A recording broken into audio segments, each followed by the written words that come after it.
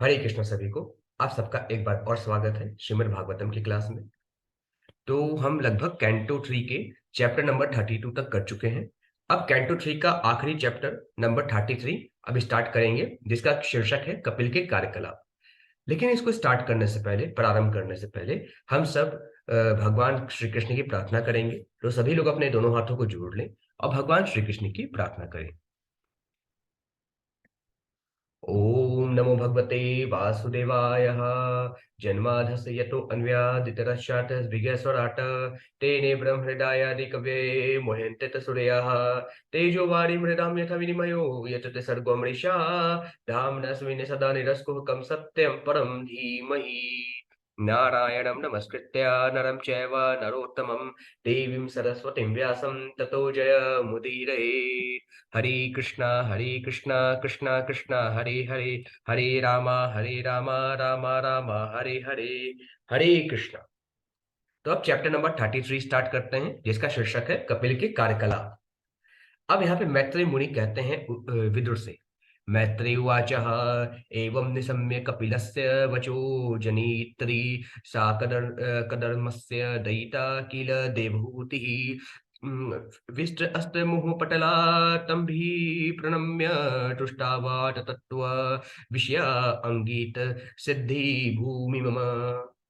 अब यहाँ पे मैत्रेय मुनि विदुर से कहते हैं, इस प्रकार भगवान कपिल की माता एवं कर्दम मुनि की पत्नी देवहूति भक्ति योग तथा दिव्य ज्ञान संबंधी समस्त अविद्या से मुक्त हो गई। उन्होंने उन भगवान को नमस्कार किया जो मुक्ति की पृष्ठभूमि सांख्य दर्शन के प्रतिपादक हैं, और तब निम्नलिखित स्तुति द्वारा उन्हें प्रसन्न किया। अब यहाँ पे देवहूति माता कपिल मुनि की स्तुति करती हैं। अथापयजो अंतः सलीले शयानम भूतेन्द्रियार्थात्ममयं वपुस्ते गुणे प्रवाहं सदशेष बीजं दध्यु स्वयं यजठराब जजातः। माता देवहूति कहती हैं, ब्रह्मा जी अजन्मा कहलाते हैं क्योंकि वे आपके उदर से निकले हुए कमल पुष्प से जन्म लेते हैं, और आप ब्रह्मांड के तल पर समुद्र में शयन करते रहते हैं। लेकिन ब्रह्मा जी ने भी केवल अनंत ब्रह्मांडों के उद्गम स्रोत आपका ध्यान ही किया है। फिर आगे देवहूति माता कहती हैं, स एव विश्वस्य भवानि विद्यते गुण प्रवाहेन विभक्त वीर्यः सर्गाधनी हो अवित्था विसंधिरा आत्मेश्वरो अटकर्य सहस्त्र शक्ति। अब यहाँ पे देवहूति मैया कहती हैं, हे भगवान, यद्यपि आपको निजी रूप से कुछ करना नहीं रहता, किंतु आपने अपनी शक्तियां प्रकृति के गुणों की अंतः क्रियाओं में वितरित कर दी हैं, जिसके बल पर दृश्य जगत की उत्पत्ति, पालन और संहार होता है। हे भगवान, आप दृढ़ संकल्प है और समस्त जीवों के भगवान हैं। आपने उन्हीं के लिए यह संसार रचा, और यद्यपि आप एक हैं, किंतु आपकी शक्तियां अनेक प्रकार से कार्य करती हैं। यह हमारे लिए अकल्पनीय है। फिर आगे देवहूति माता कहती हैं, स त्वं भृतो मे जठरेण नाथ कथं नु यस्य योदर एतदासीत विश्वं युगान्ते वटपत्र एकः शीते अश्म माया शिशुर अंगघृपानः। अब देवहूति मैया कहती हैं, आपने मेरे उदर से श्री भगवान के रूप में जन्म लिया। हे भगवान, यह उस परमेश्वर के लिए किस प्रकार संभव हो सका जिसके उदर में यह सारा दृश्य जगत स्थित है? इसका उत्तर होगा कि ऐसा संभव है क्योंकि कल्प के अंत में आप वट वृक्ष की एक पत्ती पर लेट जाते हैं और एक छोटे से बालक की भांति अपने चरण कमल के अंगूठों को चूसते हैं। फिर आगे कपिल मुनि भगवान कहते हैं, त्वं देह तंत्रः प्रशमाय पापमनां निदेश भाजां च विभो विभूतये यथावतारास्त्व सुकरादये अस्तथा यम पयात्म पथोपलब्धये। अब यहाँ पे जो है देवहूति माता कहती हैं, हे भगवान, आपने पतितों के पाप पूर्ण कर्मों को घटाने तथा उनके भक्ति एवं मुक्ति के ज्ञान को बढ़ाने के लिए यह शरीर धारण किया है। चूंकि यह पाप आत्माएं आपके निर्देश पर आश्रित हैं, अतः आप स्वेच्छा से शुक्र तथा अन्य रूप में अवतरित होते हैं। इसी प्रकार आप अपने आश्रितों को दिव्य ज्ञान वितरित करने के लिए प्रकट हुए हैं। फिर आगे कपिल मुनि भगवान कहते हैं यन्ना मधेय श्रवणानुकीर्तनाद यत प्रहवन्ना अद्यत स्मरणादपि कवचित श्रव्वादोपि सद्यः समनाय कल्पते कुतः पुनस्ते भगवन्नु दर्शनात्। अब कपिल मुनि भगवान को माता देवहूति कहती हैं उन व्यक्तियों की आध्यात्मिक उन्नति के विषय में क्या कहा जाए जो परम पुरुष का प्रत्यक्ष दर्शन करते हैं। यदि कुत्ता खाने वाले परिवार में उत्पन्न व्यक्ति भी यदि कुत्ता खाने वाले परिवार में उत्पन्न व्यक्ति भी भगवान के पवित्र नाम का एक बार भी उच्चारण करता है अथवा उनका कीर्तन करता है, उनकी लीलाओं का श्रवण करता है, उन्हें नमस्कार करता है या कि उनका स्मरण करता है, तो वह तुरंत वैदिक यज्ञ करने के लिए योग्य बन जाता है। प्रभु के नाम की यह महिमा है। फिर आगे कपिल मुनि भगवान को मैया देवहूति कहती हैं अहोवते स्वपचरो अतो गरियान यज्जी हवाग्रे वर्तते नाम तुभ्यम तेपु अस्ते पस्ते जुहु सस्नुराय ब्रह्मानुचु नाम गृणन्ति एते।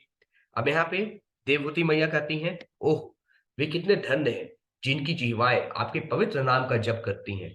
कुत्ता खाने वाले वंशों में उत्पन्न होते हुए भी ऐसे पुरुष पूजनीय हैं।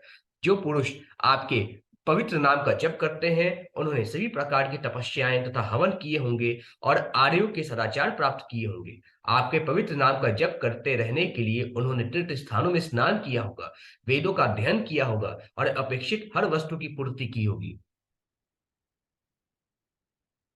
फिर आगे देवहूति माता कहती हैं तम त्वामहं ब्रह्म परम पुमासं प्रत्यक् अस्त्रोत अस्यात्मनि संविभाव्यं स्वतेजसा गुणे प्रवाहं वंदे विष्णुं कपिलं वेदगर्भम्।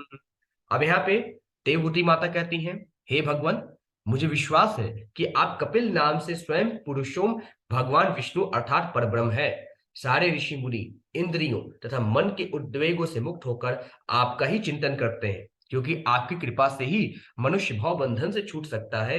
प्रलय के समय सारे वेद आप में ही स्थान पाते हैं। फिर आगे अब यहाँ पे मैत्री मुनि विदुर से कहते हैं इडितो भगवान एवं कपिलाख्यः परः पुमान् वाचा वैत्याः मातरम मातृवत्सलः। अब मैत्री मुनि विदुर से कहते हैं इस प्रकार अपनी माता के शब्दों से प्रसन्न होकर मातृवत्सल भगवान कपिल ने गंभीरता पूर्वक उत्तर दिया। इस प्रकार जब माता ने कपिल भगवान की स्तुति की तो कपिल भगवान ने प्रसन्न होकर गंभीरता पूर्वक अपनी माता को उत्तर दिया। क्या उत्तर दिया कपिल भगवान ने? कपिलुवाचः मार्गेणानेन मातस्ते सुशेष्वैनोदितेन मे आस्थितेन परां काष्ठां चीरादवरो अत्यसयसि। अब यहाँ पे कपिल मुनि भगवान कहते हैं हे माता मैंने आपको जिस आत्म साक्षात्कार के मार्ग का उपदेश दिया है वह अत्यंत सुगम है। आप बिना कठिनाई के इसका पालन कर सकती हैं और ऐसा करके आप इस शरीर में शीघ्र ही मुक्त हो सकती हैं। फिर आगे कपिल मुनि भगवान कहते हैं श्रद्धत अश्वैत मतम मह्यम जुष्टम यद ब्रह्मवादिभिः माम भयम या मृत्यु मृक्षंत यतदुद्विदः। अब यहाँ पे कपिल मुनि भगवान कहते हैं हे माता जो लोग वास्तव में अध्यात्मवादी हैं वे निश्चित ही मेरे उपदेशों का पालन करते हैं जो मैंने आपको बताए हैं। आप आश्वस्त रहे माता, यदि आप इस आत्म साक्षात्कार के मार्ग पर सम्यक रीति से चलेंगी तो आप समस्त भयावह भौतिक कलमश से मुक्त होकर अंत में मेरे पास पहुंचेंगी। हे माता जो लोग भक्ति की इस विधि से अवगत नहीं है वे जन्म मरण के चक्कर से बाहर नहीं निकल सकते। फिर आगे अब यहाँ पे मैत्री मुनि बोलते हैं मैत्री वाचः इति प्रदर्शय भगवान सतिं तमात्मनो गतिं स्वमात्र ब्रह्मवादिन्या कपिलो अनुमतो ययो। अब मैत्री मुनि यहाँ पे कहते हैं विदुर से अपनी ममतामयी माता को उपदेश देकर भगवान कपिल ने उनसे आज्ञा मांगी और अपना लक्ष्य पूरा हो जाने के कारण उन्होंने अपना घर छोड़ दिया। फिर आगे मैत्री मुनि कहते हैं सचापि तन्नियुक्तेन योगादेशेन योगयुक तस्मिन्नाश्रमम् आपीडे सरस्वत्याः समाहितः। अब मैत्री मुनि कहते हैं अपने पुत्र के उपदेशानुसार देवहूति उसी आश्रम में भक्ति योग का अभ्यास करने लगी। उन्होंने कर्दम मुनि के घर में समाधि लगाई, जो फूलों से इस प्रकार से सज्जित था मानो सरस्वती नदी का फूलों का मुकुट हो। फिर आगे मैत्री मुनि कहते हैं, अभिक्षणावगाह कपिशान जटिलान कुटिलालकान आत्मानं चोग्र तपसा बिभ्रति चिरिणम कृशम। मैत्री मुनि कहते हैं, वे 3 बार स्नान करने लगी और इस तरह उनके घुंघरैले काले काले बाल क्रमशः भूरे पड़ गए। तपस्या के कारण उनका शरीर धीरे धीरे दुबला हो गया और वे पुराने वस्त्र धारण किए रही।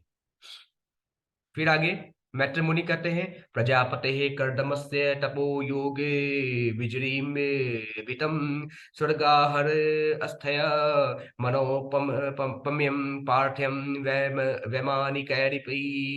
अब यहाँ पे मैत्री मुनि कहते हैं, प्रजापति कर्दम का घर तथा उनकी गृहस्थी उनकी तपस्या तथा योग के बल पर इस प्रकार समृद्ध थी कि उनके ऐश्वर्य से आकाश में विमान से यात्रा करने वाले लोग भी ईर्ष्या करते थे। फिर आगे मैत्री मुनि कहते हैं, पयः फेन भी निभा सय्या दांता रुक्म परीक्षदा आसनानि च हैमानि सुस्पर्शास्त रणानि च। अब यहाँ पे मैत्री मुनि कहते हैं, यहाँ पर कर्दम मुनि के घरेलू ऐश्वर्य का वर्णन हुआ है।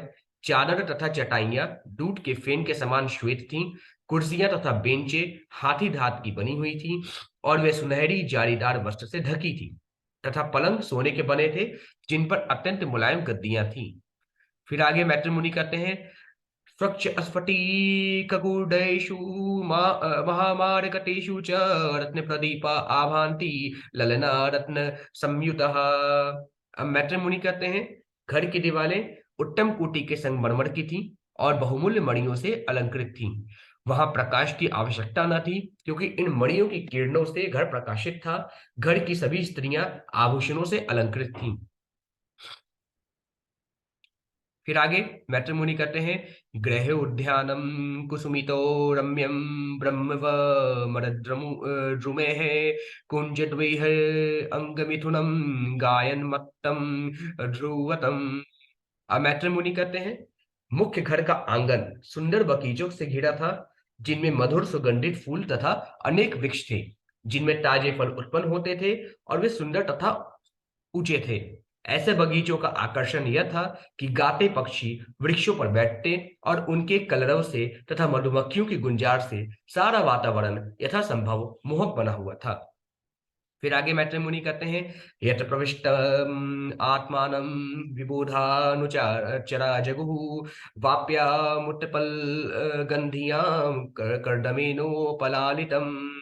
फिर मैत्री मुनि कहते हैं, जब देवहूति उस सुंदर बगीचे में कमल फूलों से भरे हुए ताल में स्नान करने के लिए प्रवेश करती, तो स्वर्गवासियों के संगी गंधर्वगण कर्दम के महिमामय गृहस्थ जीवन का गुणगान करते। देवहूति के महान पति कर्दम उन्हें सभी कालों में सुरक्षा प्रदान करते रहे। फिर आगे जो है मैत्री मुनि कहते हैं, हित्वा तदिप्सी तत मम अप्याखंडे लयोसिताम किंचिच् चकार वदनम पुत्र विश्लेष नातुरः। अब यहाँ पे मैत्री मुनि कहते हैं, यद्यपि उनकी स्थिति सभी प्रकार से अद्वितीय थी, किंतु साध्वी देवहूति ने इतनी संपत्ति होते हुए भी, जिसकी ईर्ष्या स्वर्ग की सुंदरियां भी करती थी, अपने सारे सुख त्याग दिए। उन्हें यह शोक था कि उनका इतना महान पुत्र उनसे विलग हो रहा है। अब आगे श्लोक नंबर 21 में मैत्री मुनि क्या कहते हैं, उसका वर्णन हम कल करेंगे। आज के लिए बस इतना ही। सभी को हरे कृष्णा।